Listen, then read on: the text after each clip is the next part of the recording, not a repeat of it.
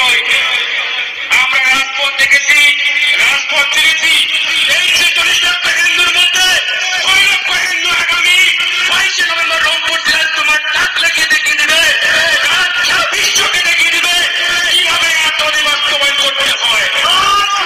আপনাদের শ্রীচরণের হাত থেকে বলতে চাই, আমি এবং আমরা বাংলাদেশ সনাতন জাগরণ মঞ্চ রংপুর বিভাগের পক্ষ থেকে আপনাদের কাছে ভিক্ষা চাচ্ছি, করজোড়ে আপনাদের কাছে ভিক্ষা চাচ্ছি। আমি ভিক্ষা চাচ্ছি অর্থ না, আমি অর্থ সম্পদ কোনো কিছু ভিক্ষা চাচ্ছি না।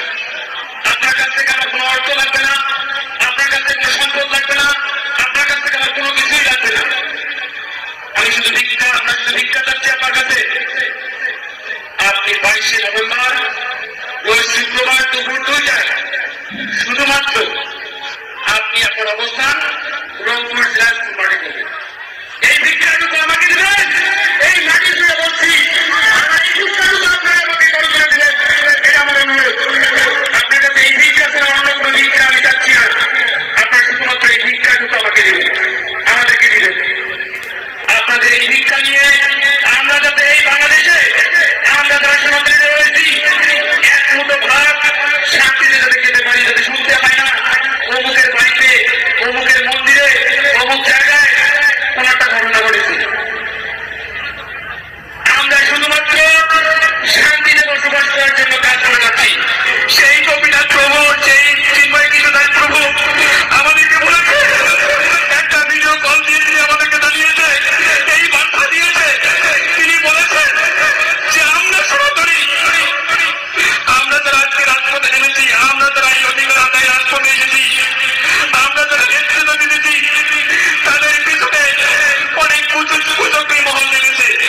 আপনারা শুনেছেন ইতিপূর্বে একটা ঘোষণা হয়েছে, অনেকে বলছে এই রাজপথে নামার অধিকার, এই রাজপথ তারা নামতে এত সাহস কোথায় পায়, এই রাজপথে তারা নামতে এত টাকা কোথায় পায়, এত অর্থ কোথায় পায়। অনেকে বলেছে এই অর্থ বৈদেশিক মুদ্রা, এই অর্থ তো বৈদেশিক মুদ্রা, বিদেশ থেকে এই অর্থ চলে আসছে, সেই টাকা দিয়ে তারা এই বড় বড় সমাবেশ তারা করছে, এই বাংলাদেশকে অচল করছে। আমি সেইটা বিষয় আপনাদের সামনে একটু খুলে বলতে চাই। তিনি একটি ভিডিও করে আমাদেরকে, ভিডিও বার্তায় তিনি আমাদেরকে বলছে, দাদা ভাই আপনারা হয়তো দিনে থাকবেন যে আমরা যারা সাধু সন্ন্যাসী রয়েছি, আমরা শুধুমাত্র 3 বেলাতে খাবার হয়েছে, সেই 3 বেলা খাবারে 1 খাবার খাবার আমরা থাকে, সেই অর্থটুকু আমরা জোগাড় দিয়ে, এই অর্থ দিয়ে আপনাদের সেই রংপুরের সনাতনীদের দেখতে যাব, সেই মঞ্চে একটু আপনাদের সকলের দর্শন করব। সেই অর্থ আমরা জমিয়ে সেটি নিয়ে আপনাদের বলে যাওয়ার চেষ্টা করছি। তিনি বলেছেন আমাদের এখান থেকে যে 3টি গাড়ি যাবে, একটি গাড়ি এখান থেকে যাইতে টাকা লাগবে 1.5 লক্ষ টাকা, 3টি গাড়ি এরকম 1.5 লক্ষ টাকা করে দিয়ে তারা আসবে। তাদের কাছে অর্থ নেই, আর এদিকে ছড়িয়ে ছিটিয়ে গুজব করানো হচ্ছে, তারা বৈদেশিক মুদ্রা পাচ্ছে, তারা বিদেশ থেকে টাকা নিয়ে আসতেছে, সেই টাকা দিয়ে তারা এই রাজপথ চালাচ্ছে, সেই টাকা দিয়ে এই মহাসমাবেশ করছে।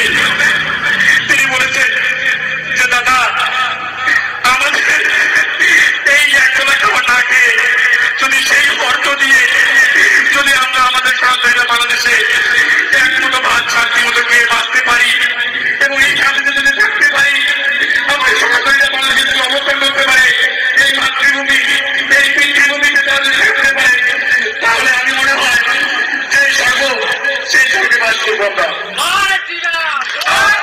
সেই প্রভু এখানে বলে বলে যখন বলছে আমাদের অন্তর, সেই অন্তর কেটে উঠেছে। আমি তখনই সেই জায়গা থেকে বলেছি, যদি এই দেশের জন্য যদি আমার জীবন দান করতে হয়, আমি জীবন দান করতে রাজি আছি, আমি জীবন দিতে বলতে যাচ্ছি। যদি আমার এই জীবন এই মহাসমাবেশে যদি আমার বিসর্জন হয়ে যায়, আমি বলবো যে আমি সেই গোলকধামে অবস্থান করবো। আমি সেই প্রভুকে এরকম ভাষা আমি দিয়েছি এবং তাদেরকে বলেছি আমরা যারা রংপুরে কাজ করছি, আমাদের যদি কোনো রকম কোনো কিছু সমস্যা হয়ে থাকে, আপনারা সকলে রাজপথে আসবেন, রাজপথে নামবেন,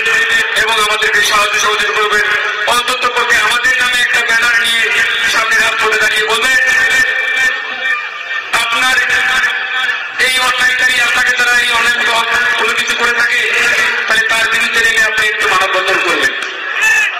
এবং আমরা সেই প্রভুকে বলছি, আপনারা ওখান থেকে আসুন। আপনারা যে কথা বলেছেন আমাদেরকে, আমাদের অন্তর ফেটে গেছে।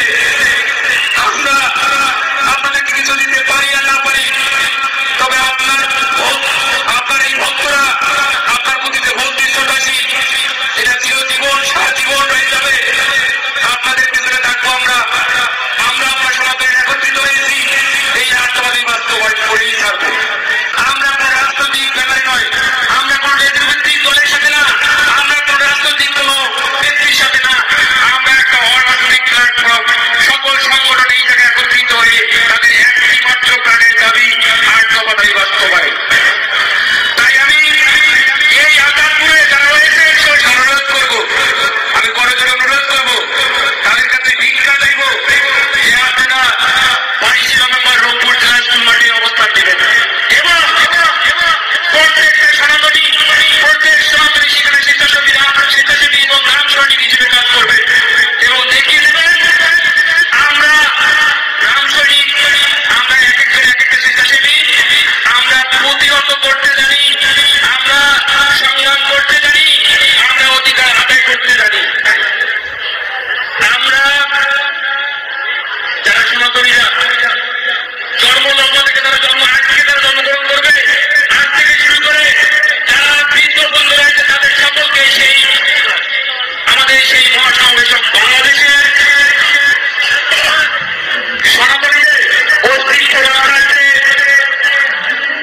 ভবিষ্যৎ প্রজন্মকে টিকে রাখতে আমাদের প্রাণের দাবি রাষ্ট্রবাদী বাস্তবায়নে বাংলাদেশ সনাতন জাগরণ মঞ্চ কাজ করে যাচ্ছে। আপনারা ইতিমধ্যে দেখেছেন ঢাকা, চট্টগ্রাম সহ সারা বাংলাদেশে বিক্ষোভ সমাবেশ কর্মসূচি পালিত হচ্ছে।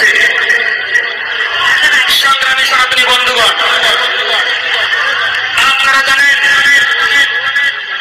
আমাদের বীর চট্টগ্রাম রাজপথে, সেই রাজপথ থেকে দেখেছেন লক্ষ লক্ষ সনাতনী একত্রিত হয়ে সেই রাষ্ট্রবাদী বাস্তবায়নের জন্য সেই রাজপথে তারা সকল সনাতনীরা এগিয়ে এসেছে।